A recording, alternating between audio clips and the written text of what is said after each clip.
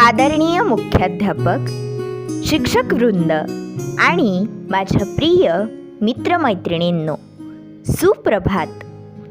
आज 8 मार्च हा दिवस जगभर इंटरनॅशनल वुमन्स डे म्हणून साजरा केला जातो. हा दिवस महिलांच्या सन्मानासाठी आणि त्यांच्या कर्तृत्वाची आठवण ठेवण्यासाठी साजरा केला जातो. महिला दिन साजरा करण्याची कल्पना 1910 मध्ये जर्मनीतील समाजवादी नेत्या क्लारा झेटकिन यांनी एका आंतरराष्ट्रीय परिषदेत मांडली. त्यांच्या या प्रस्तावाला अनेक देशांनी पाठिंबा दिला आणि 1911 पासून अनेक देशांमध्ये महिला दिन साजरा होऊ लागला. पुढे 1975 मध्ये युनायटेड नेशन्स या संस्थेने 8 मार्चला अधिकृतपणे आंतरराष्ट्रीय महिला दिन म्हणून मान्यता दिली. महिला आपल्या समाजाचा अत्यंत महत्त्वाचा भाग आहेत. आई, बहीण, शिक्षिका, डॉक्टर, शास्त्रज्ञ, सैनिक अशा अनेक भूमिका महिला यशस्वीपणे पार पाडतात.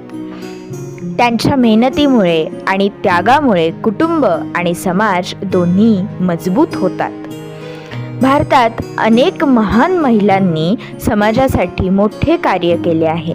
त्यामध्ये सावित्रीबाई फुले यांनी मुलींच्या शिक्षणासाठी मोठे कार्य केले. तसेच जिजाबाई यांनी छत्रपती शिवाजी महाराजांना संस्कार देऊन स्वराज्याच्या निर्मितीत मोठी भूमिका बजावली. याशिवाय राणी लक्ष्मीबाई यांनी स्वातंत्र्यासाठी शौर्याने लढा दिला.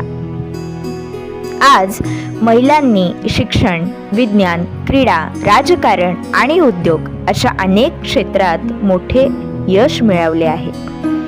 त्यामुळे महिलांचा सन्मान करणे आणि त्यांना समान संधी देणे ही आपली जबाबदारी आहे. मित्रांनो, चला आपण सर्वजण महिलांचा आदर करूया आणि त्यांच्या कर्तृत्वाचा गौरव करूया. स्वप्नांना पंख देणारी ती शक्ती आहे. संघर्षातून उभी राहणारी ती भक्ती आहे. जगाला नवी दिशा देणारी प्रेरणा आहे. आजची स्त्री म्हणजेच खरी नारी शक्ती आहे. धन्यवाद. Thanks for watching my video. Please like, share and subscribe our channel.